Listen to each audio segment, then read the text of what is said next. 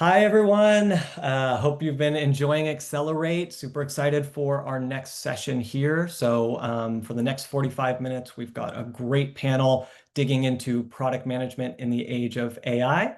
I don't want to steal the panel's thunder, so I'm going to pass over to our moderator, Maria Van Wambeke, to kick things off. Maria, over to you. Hey everybody, super excited to be with you today. As Sean said, Maria Van Wambeke. I have 20 years of product management experience, starting from business analyst all the way up to heading product teams.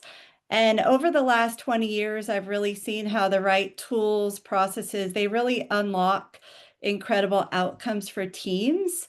And now fast forward to today, and AI is really reshaping that landscape and the potential for teams to achieve even more expeditiously, smarter. It's really limitless, but that comes with some limitations by change management, some other things that we're going to talk about in this session.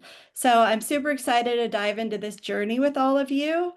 And we have a great set of panelists. They come from diverse roles, experiences, and philosophies around AI adoption. So they were hand curated for us to get a full scope of a view into AI in product management. What unites them is a pro AI mindset. And as Becky emphasized earlier in the day, AI is really becoming part of the rhythm of the product management business. But speed alone does not guarantee success. Strong foundations absolutely do.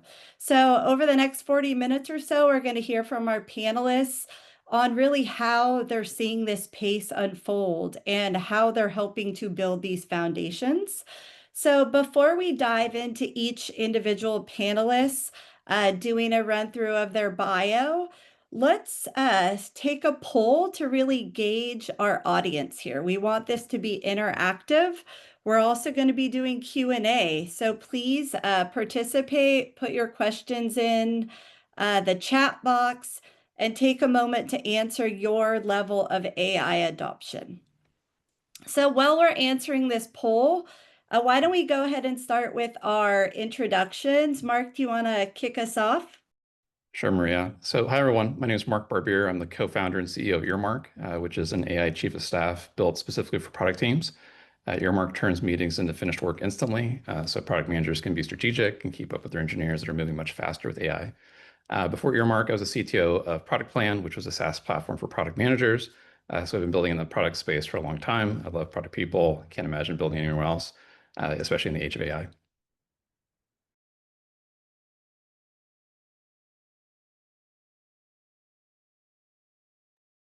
All right, next, Kelly.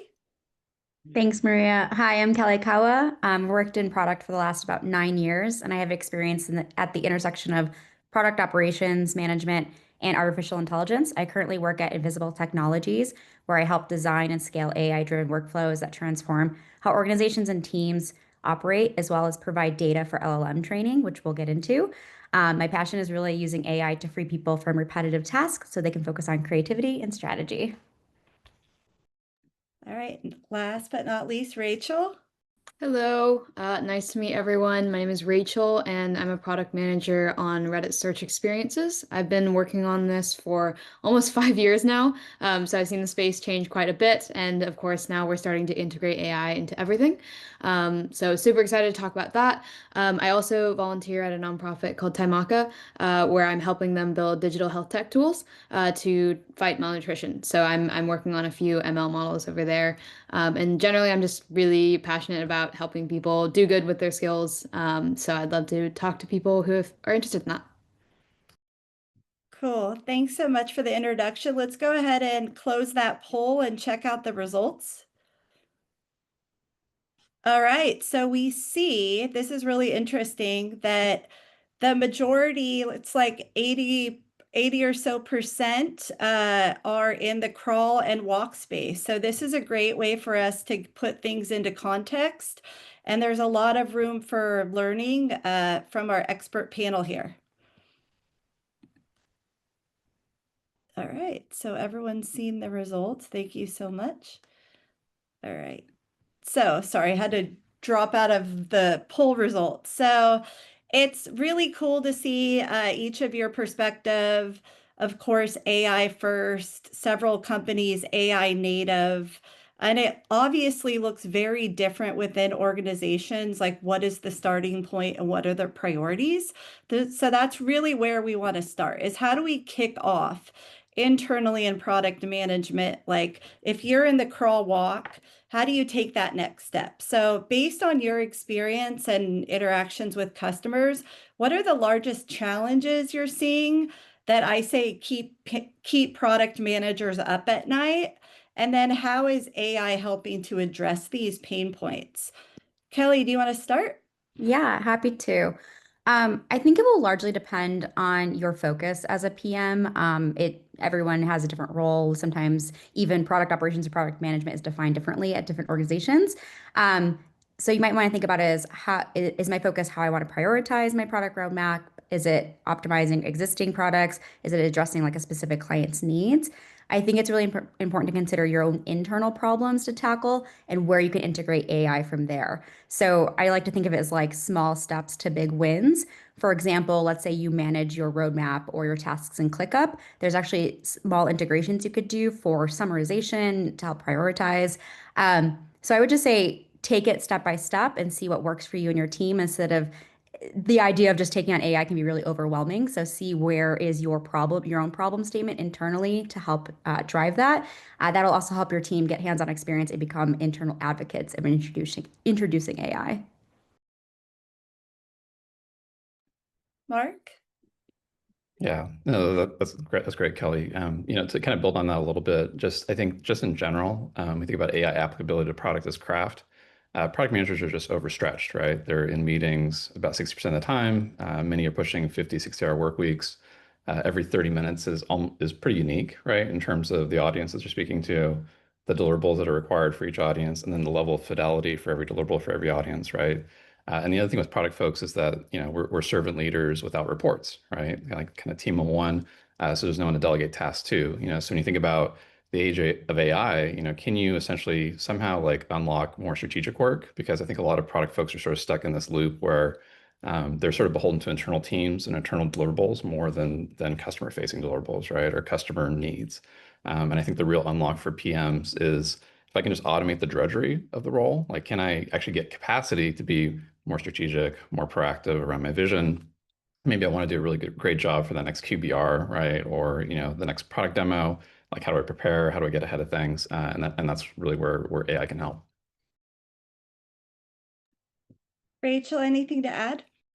Yeah, I mean, +1 on both of those. I do think generally it's a great tool for automating out the sort of boring, repetitive things, but always put an asterisk there because AI does make stupid mistakes. So yeah, again, like Kelly said, don't like throw it into everything immediately. Personally, I actually haven't used it tons and tons because I do feel like there's so much context that product managers have to make their decisions, and so that's really hard to input into the LLM, and then also, if you think about all the company secrets and details, they probably don't want you putting into the LLM as well. But I have found one thing that it's particularly helpful with is just brainstorming. So I think one of the things product managers deal with is they've got a million different projects they could work on. So how do you decide which ones to prioritize? And I think it's good to sort of have a thought partner. So if you're thinking, oh, I might choose between these two projects, what are some pros and cons? I think that's like a small chunk of a way that you can use AI, but also you're obviously still very much monitoring its output and not just taking it at face value and making it make decisions for you. Well, really valuable tactical implementation ideas. So thank you for that. We'll have much more time for sharing those. Specifically, we've addressed some of the key challenge with product management, which we know is too many tasks, not enough time, impact work gets crowded out, right? So really unlocking strategic work is going to be a theme throughout this conversation, and also throughout the life of a product manager, right? So now let's take a look at some of the results that we're seeing from a bit more of an implementation focus. We've talked a little bit about tasks and pain points, things that are a little more systematic. and how teams specifically are beginning to tackle the challenges, and maybe some results that you've seen surface from this. Mark, do you have any standout examples to share that take it a little bit deeper? Yeah, Maria, I think like I discussed earlier, this idea of internal teams and the internal deliverables required for internal teams and sort of the business of doing product as craft. One of the most immediate things that comes to mind is just deliverables like the artifacts of work. You think about user stories, specifications, things like go-to-market checklists. A lot of organizations have standardized documentation, right, for different PDLC or SDLC artifacts. Those are sort of like prime, for some automation concepts. To Rachel's point, trust but verify, right? You want to, if you have enough context available and you're generating those artifacts, it's really important to collect the right context, right, in order to get the right output, the right result. So quality and quality out. But that's sort of like the ideal spot from my perspective. Anyone else have anything to add? Yeah, I actually just wanted to build on what Rachel said about essentially like using these tools to be like almost another thought partner. So something I think a lot of people think about when they hear AI is that AI replaces things or it's taking maybe extra spots or like extra work on. And so instead of thinking it that way, I like to flip it on its head and think about what if you had 100 extra teammates? So you can kind of think of that when you utilize AI is like use it as your thought partner, like a way to like bounce ideas off of, a way to maybe even rewrite summaries or get like a little bit creative and think outside the box. And it's kind of like a safe space, especially like you can just throw things at GPT. It does hallucinate, as Rachel has mentioned. So you always want to have some human in the loop checking there for the knowledge, but it's a good way to like craft messages, maybe even practice crafting like Slack messages that you want to send out. Like maybe I need help rewording this. Or I like to use like Whimsical for workflows, and they have some AI integration. So it's like just a good way to think about things in different ways. Rachel? Yeah, I think plus one to both of those. I think the last thing that I've seen that probably most people are already using today, or majority are, is just using transcriptions and AI summaries for meetings. As Mark mentioned, the product managers spend at least 60% of their time in meetings. And so I think it is a good, again, sort of like backup. So of course you still need to be in the meeting, you still need to be thinking and probably taking some of your own notes, but it's just a good sanity check to say, okay, did I actually get all the action items or whatnot? Yeah, great answers. I think this is diffuse the point that AI is going to replace work, but instead I wrote down it's like your co-pilot, right? You partner with AI to assist you in your day-to-day, maybe take some of that extra work, administrative overflow off your plate again, so you could be more strategic. So that's very, very important for people to hear because of the fear that AI is replacing, a product manager, which evidenced by the three of you is not the case in implementation. So thanks a ton for those examples. They really highlight, right, how AI is giving time back to PMs, and it's important to see how it's succeeding. But it's obviously not without trial and error. As you've said, the hallucinations, maybe some failures at implementation, right? Everyone's read the MIT study that 95% of AI pilots failed. And this is from a sample of 300. I have to note that. But the research shows that most of these initiatives do not succeed unless paired with human expertise, which again, you've reinforced. So really with that in mind, Kelly, I'm curious about your own personal lessons and experience. Now that you've been using AI, you're, AI first, you advocate the use of it with your customers. What would you take away as learnings and do differently moving forward? Yeah, great question. One thing I think that's important to point out is like AI, when people hear artificial intelligence, they think it's tech. Okay, like maybe the engineers will take care of it, or like the CTO or like the tech team. But it actually, more often than not, we find more success at integrating AI when we look to the operators.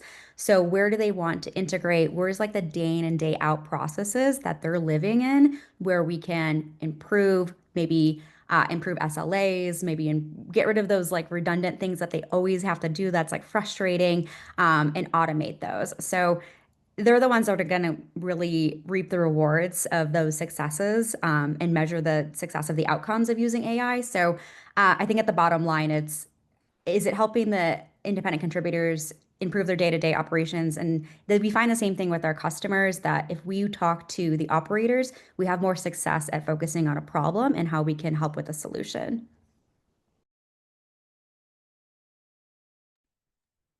Thanks, Kelly. Mark, do you have anything to add?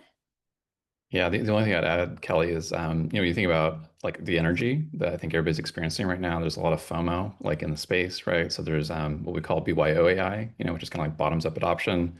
And then there's like tops down executive energy, like everybody do more AI, right? And there's this weird sort of like thrash, I think, that's taking place in our space.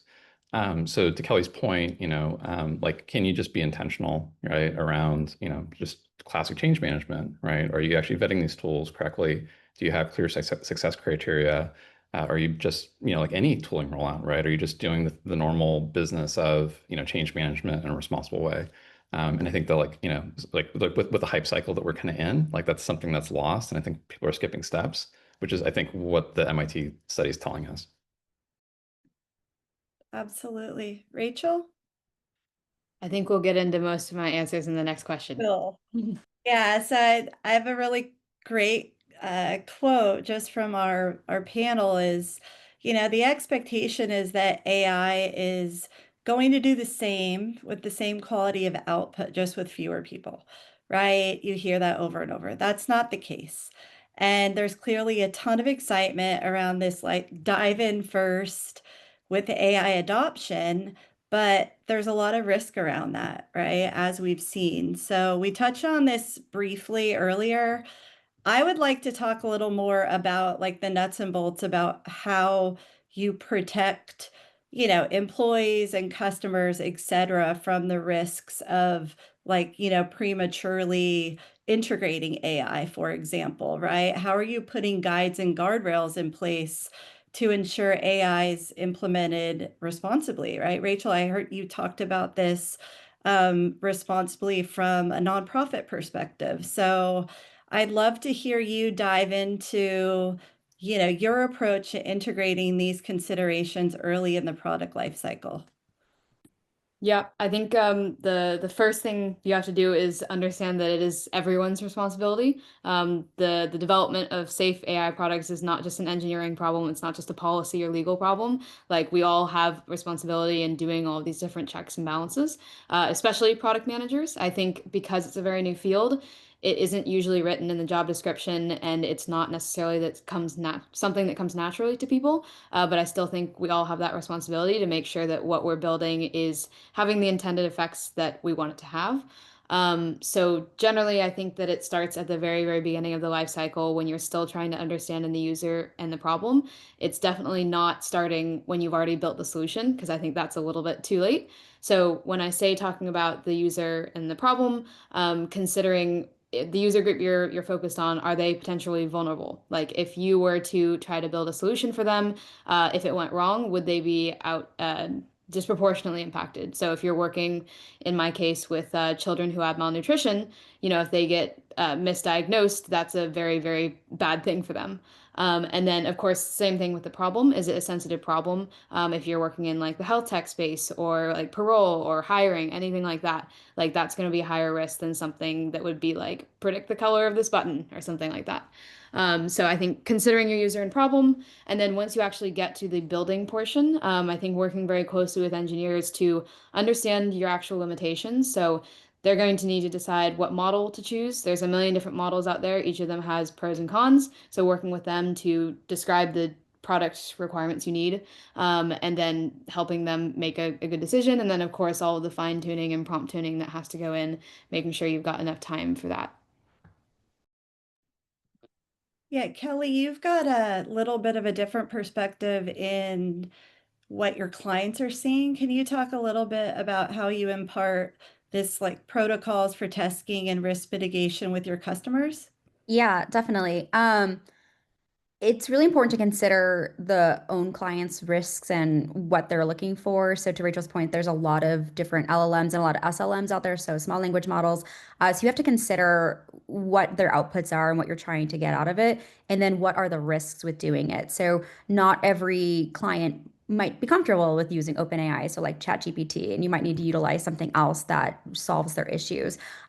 We at Invisible also do AI training. So we thoughtfully actually use human in the loop here, where we have our, so let's say you want to train, you work for a company and you want to train in multiple languages. So we'll actually hire agents in those who are fluent in those languages. So they're testing similar prompts, but ensuring that the output is correct in that language. So we're thoughtfully providing training data to these language models we're improving it on both sides, right? So we're creating the data to make good LLMs, and then we also can then use those LLMs to help optimize workflows, if that makes sense. So we just also want to be careful and thoughtful about those outputs and make sure there's integrity here, right? To make sure that we are providing clean data, because if we provide dirty data, it's going to be dirty data in, dirty data out, which we also want to avoid. Yeah, the only thing I'd add to both threads is the idea of like corporate governance in the sense of like protect what, or actually centralize what protects you, you know? So SSO as an example, making sure there's good security rigor, right? With every tool you bring into the environment, like are you going through your normal security reviews, procurement, and then the idea of the agreements you have with your AI providers, like, you know, to Kelly's point, if it is, you know, OpenAI, for instance, making sure that the agreements you have don't train on your data, right? And being very, very intentional about all the legal and procurement steps. Really good call out, Mark. We talked about this when we were prepping, is just don't go rogue, right? And start introducing ad hoc tools without going through like the due diligence that is set up within your organization, right? It's there for a reason. So really good conversation. So we've really covered the foundation ourselves, right? Pain points, some use cases, adoptions, lessons, failures. And I wanted to bring it up to the strategic level, right? Tie in Dragonboat here. We have strategic portfolio management. There is a very robust platform really for ensuring that we're tying execution to strategy, right? On an ongoing basis. So the big question here for all of you is, how is AI influencing this, right? So what tools are you using? What integrations have you found are useful? Because you've had to really evolve from using even tools that have introduced AI, right? And then are now AI forward. So I'd love to hear your experience. Mark, you have some great details on more of that like engineering side of it too. Yeah, so since engineers were sort of tip of the spear around AI adoption, being the people that built AI, which is weird. You think about the workflows, right? That you know, tools like Cursor provide, right? Where it's like it's not creating a separate workflow, but you're getting these amazing sort of predictive prompts, right? Like as you're going through, you know, your work. I think the tools that are doing the best job are kind of basically meeting folks or individual contributors where they are.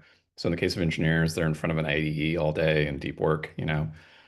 So that's sort of the secret sauce for a lot of these newer IDE companies.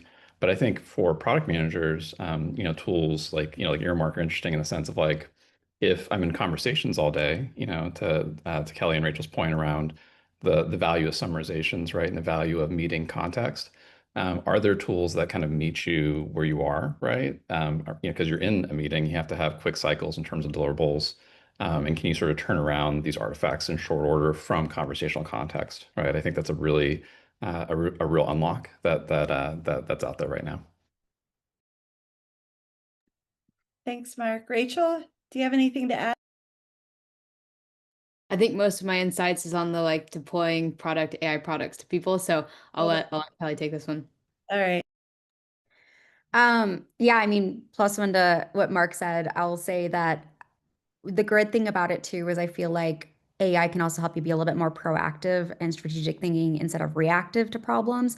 Um, Honestly, it might sound silly, but you can even put in your problem. Like, let's say you're at the beginning of your planning, put it into an LLM, maybe one that you really like, whether it be Claude, ChatGPT, or something else. And then you can even say, what are some anticipated risks? What might be some pitfalls? What may we run into? How can we mitigate that? So it even helps you because you're probably thinking that, but it might be hard for you to think what those actual problems are. So I think it goes back to using it as like this thought partner, and then you always have to use your own judgment, your own human in the loop yourself there. Yeah, the only thing I'd add to that, Kelly, yeah, to kind of build on that point a little bit. When you think about just being rigorous, right? Like if you have, say, agents that help with accessibility concepts, right? Like can I essentially audit or assess something that usually is like a non-functional requirement that happens a lot later, a lot sooner in the process, you know? I think the same thing's true for like security rigor, right? Like one example might be like, what would a security architect say about this initiative? You know, like when you're feature planning, you know, can you kind of role play those specific personas to kind of get more rigor? Like that, there's a real great opportunity there. Cool. So we're going to flip this around now and take some questions from our awesome audience. Thank you for the engagement. We have your questions here. So I think the first one that we'll take is something that we didn't think about in our conversation. So thank you for that, which is build versus buy, right? This is something we deal with on a daily basis in just product solution design.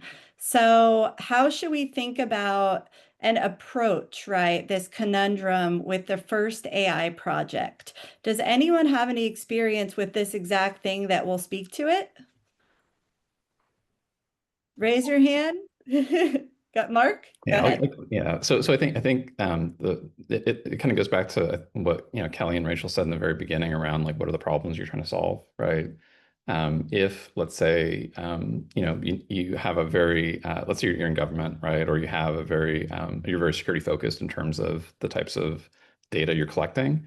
It's probably important to maybe build, right? Because you want those controls, you want local models. You probably don't want to use third-party sub-processors you're sort of piping data out to. So that would be one example. Conversely, the issue with building is you have to support it like it's a real product, right? Which means that there's it has to be up, right? Like who's minding the store in terms of availability, who answers the phone at 3 o'clock in the morning when that service goes down. And there's a real cost sort of associated with actually owning and supporting a true product internally. Yeah, I agree. And I love this question about this like buy versus build.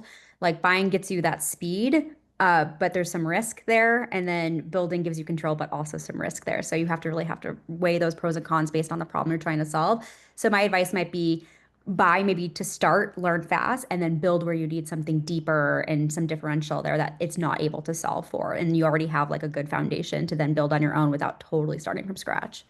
Yeah, that's much better advice than mine. Both excellent advice that like reinforce what we know are product management best practices, right? Like first, identify the problem, truly understand it, have customer empathy, right? What is the impact you're looking for? And then seek out the solution. So this is good reinforcement of that like foundation, right? So let's take one more question and then we'll dive back into the group. So let's see. Okay, so it looks like this question has to do like with everyone from the ground up. They've got this idea that you can go like incubate an idea wicked fast, right? And then spin it up and release it, right? So there's this expectation of like skipping all these steps and releasing things faster to market, right? So how do we, when we're talking to executives, like, how do we manage this expectation in the conversation, knowing that the reality is we're not skipping over any of those fundamental steps. We're just changing the tools that we're using. Does someone want to take a stab at that?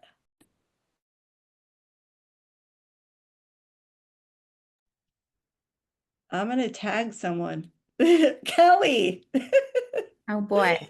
I was actually thinking about this question that was posted about testing for different results and queuing and so on. If that's like semi-related here, because I was getting hung up on this one. But I think the thing to think about it is like there can't, so do you mind if I kind of shift into that? No, and like double click on both things. I Yeah. think it's fine to be cursed. I'll just riff here. So, I think the big thing here is like nothing is a one-time check. Like we own the standard of continuous checking using automation, human review, feedback loops. Like it's a continuous process, right? With like any project.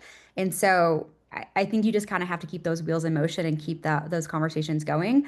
Um, and as far as owning it, the PM can own the controls and like the design of it and making sure all those ducks are in a row, or as a lot of people like to call it PMs, like cat or professional cat herders, essentially, which is sometimes very true, it feels like. But then you also need to bring in your subject matter expertise. So I mentioned we do AI agents. So we hire agents that are subject matter experts when we need to fill that void, whether it be for looking at accents or like voice control, or maybe there's like educational background we need to pull in.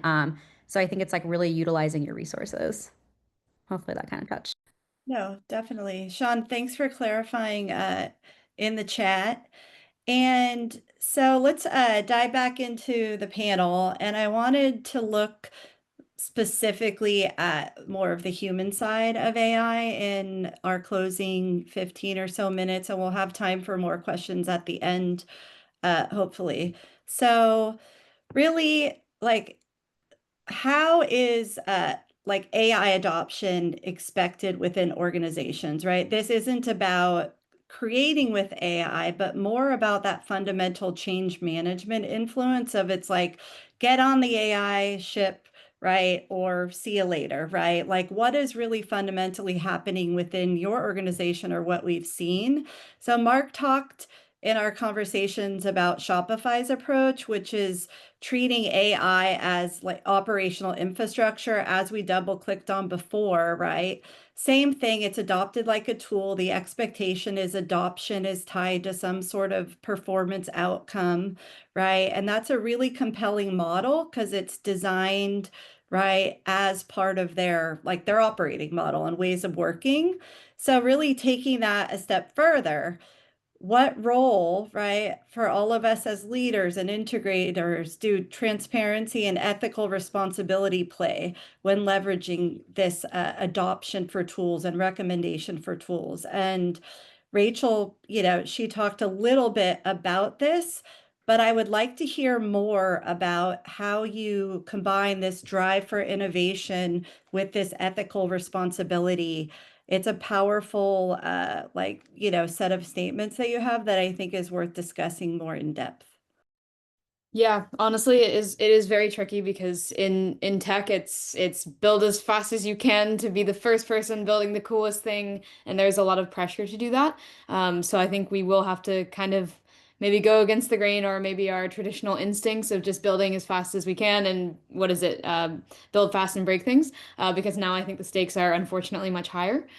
So as I mentioned before, it is a lot of people taking on responsibility for the products they're building. It's not just an individual engineering problem or an individual policy or legal problem. We are starting to see some regulations come in, but they're mostly in the EU, so GDPR, EU AI Act, etc. But again, they're very limited in scope to the EU only. So I do think it is going to be on individuals to take the extra time. And unfortunately, I do think like it can mean maybe spending a bit more time thinking about the risks and the potential mitigations. But ultimately, it is worth it, especially when you're building for platforms at scale like Reddit. So when you make a change, millions and millions of people around the world are going to see it and use it. So, if you send them the wrong information, you're now misinforming millions of people. So I think the stakes are quite high, so it is worth taking that extra time. And then, like I mentioned before, in the case of Taimaka and like healthcare scenarios, those stakes are quite clearly like pretty high when you're working with sensitive data for patients, and then also making recommendations to doctors about, is this child high risk? Do they need to be seen right now? So yeah, I think it is ultimately on the people building the products, everyone to be really mindful of this. Kelly, you have some insight into balancing human oversight with automation as well. Yeah, I think it goes back to what Rachel said about responsibility. So there's a responsibility on both ends, both the creator and the user. So I say sometimes I like it's a tool for good, right? But it's always like the jumping off point, in my opinion. So you still need that human expertise, that human in the loop to review maybe those answers when it comes to something higher risk, like maybe healthcare. And there's some social responsibility there too we have to take as well. I mean, anything, I mean, if you Google something too, same thing, right? So I will say the balance comes from like, where's the clarity and where's the roles and responsibilities? So humans own judgment, expectations, and automation owns repetitive tasks is the way I like to think about it. So like we design workflows so AI and automation can handle that like heavy lifting and those repetitive tasks, but humans stay in the loop where context, empathy, strategy, expertise are really required. Yeah, the only thing I'd add to both threads is when you think about just change management, like we talked about around AI tool adoption, there's also change management in the sense of your customers, right? So there's a risk that's sort of emerging where I actually read this Harvard Business Review article this morning about sort of like AI slop, right? Like so it's easy to make artifacts or documents. So now I have a 5-page doc when it could have been 2 paragraphs. How that impacts me as an individual contributor is pretty bad, right? Because I have to sit there and discern like meaning from, the thing. And maybe I put it into an LLM and I ask for it to have a short form explanation of the 5-page doc that was just given to me, right? So like that's a human impact piece. I think if we're shipping software all the time, and let's say it's a lot easier, maybe those features that were in the backlog shouldn't have shipped in the first place, right? Like, there's a reason why they're deprioritized. So one anti-pattern that might come up is that we're actually impacting our customers too much, and we're not being responsible around how we sort of stage releases, as an example. How do you keep things behind feature flags? How do you have rigor, like we talked about, around security, accessibility, even though we're shipping at warp speed? Absolutely. So we're gonna kind of slow down, do our warm down, and take a few questions at the end. So it's really tempting to think of AI as this magic bullet. It's not, right? I love the analogy of this, or not even analogy, but this clear differentiation between human owning like the power of empathy, and we are blessed with the ability to think logically and this depth of experience, right? That we can bring context into problem solving, and AI owns automation. I love it. Like it perfectly like set it in my mind for me. So thank you. So what we've heard from panelists, right, is staying grounded, right, and approaching using AI with the same way that you would employ use of any other tool. So like as we near and are at the end of our conversation, one theme has been very clear, right? The human side of AI, it requires thought, empathy, and very careful consideration, right? I think sandboxing within your own teams. Rachel, I heard your talk earlier about using internal teams for maybe some beta, right? Like having fun and being playful with it, but not releasing those things where they'll have an impact on a sensitive group or a customer, right? So again, we want to talk more about the impact of like AI on people. So turning it back to product managers, which is why we're here today. Um, there's this question that echoes like throughout our feeds every single day, right? It's dying off a teeny bit, but this is like us imagining AI replacing us, right? Replacing our roles, or clearly more being expected of us because AI can severely augment the work that we do, right?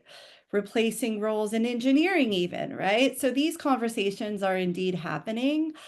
I would love to hear the panel talk about how you have these conversations with your peers and your reports, right? How do you help people stay grounded and confident, but also mentor and nurture them into an evolutionary state in their roles that they're still contributing impact, right? And feeling good about their jobs and secure in their jobs. Yeah, I can kick that off. I do career coaching on the side too, so I think it's all about like reframing. So it's not that AI is replacing, it's replacing what you would work on. So with any sort of tech evolution, you would adapt. And so it's actually, I think it's a bonus. You're going to not have to do those really annoying things you always have to do. Maybe the copy and paste or the repetitive tasks are like, oh, I'm so sick of having to do that every time to get to the thing I actually enjoy, which is the creative part or the strategic part. So it's more of an evolution that makes the role more human. So you can focus on those creative pieces, those strategic pieces, those like, what does my client actually need pieces.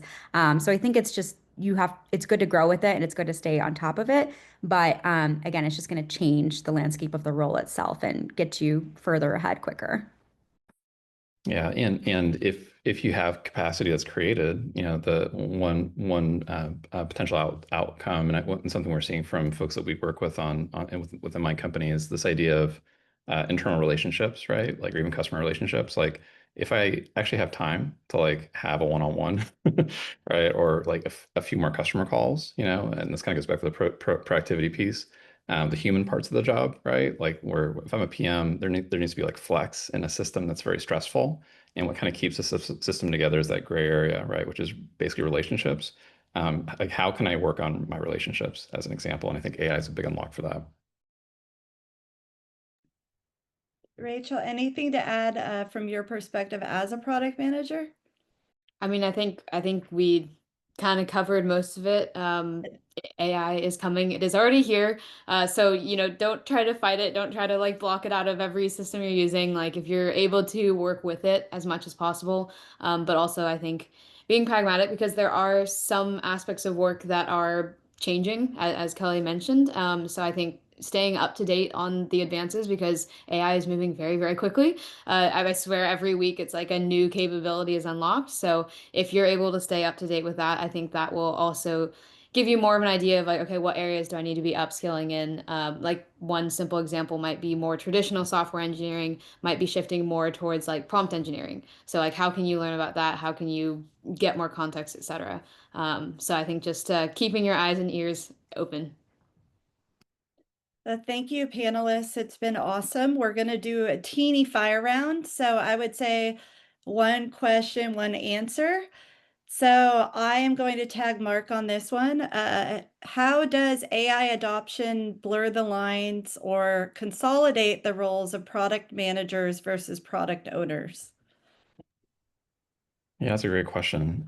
So I think there's going to be almost like a re-leveling around boundaries, and I think that's true not only between like product managers or product owners and sort of the operational components relative to strategic components. I think for most product managers, they actually don't have the luxury of having product owners, right? Like, they're not in organizations that are scaled enough to where they can have Scrum masters or facilitators, kind of helping keeping the trains running on time.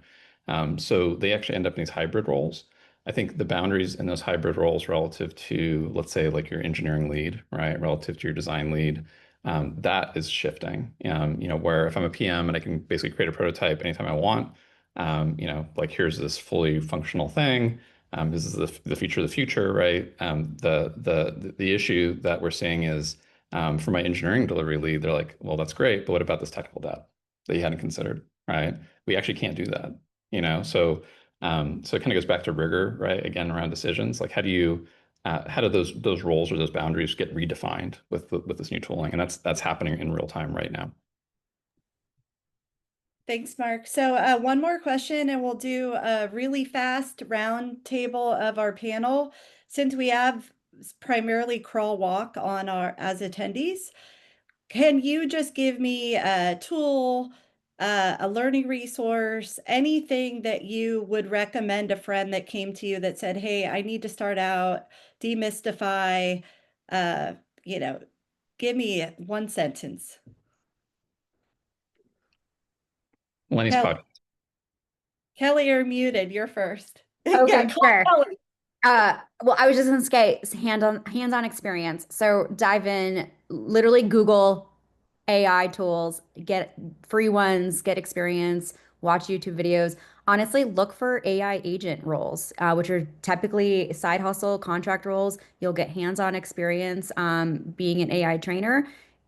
If you especially if you're a subject matter expert in something, that's going to be really useful, and you'll actually get to see how a tool is built and created and developed. So it's very exciting. Awesome. Rachel. I would say if modify or integrate some sort of like AI newsletter into whatever system you use to read news. So if you read news through Instagram or through like Apple News or something, just subscribe to AI newsletters. There's a ton of different ones out there so that you're just constantly getting the updates, and you don't have to like go out of your way to do something different. Great tip. Mark? Yeah, I mean, I get so much inspiration from Lenny's podcast and the speakers that they have. And Clairvaux also has a podcast, just all about AI. And what's great about both formats is they'll bring in a subject matter expert and sort of talk through maybe how to create a solution, from an early stage. So they get experimental. They kind of step you through those experiments, and that kind of like gives you an unlock around maybe trying it on your own, like evals as an example. Yeah. Awesome. And I just shared like a fun game. If you get good at prompting, you can try to hack and get Gandalf to give you passwords. You have to pass each level. It's really fun, like AI prompting game. Super cool. Thank you. I mean, this panel has been extremely engaged, collaborating with the audience. So thank you so much for spending time with us today. And of course, thank you to our sponsor, Dragonboat, for giving us a fun, safe space to hang out and learn from one another. Thank you. Thanks, everyone. Thanks all. Yeah, bye.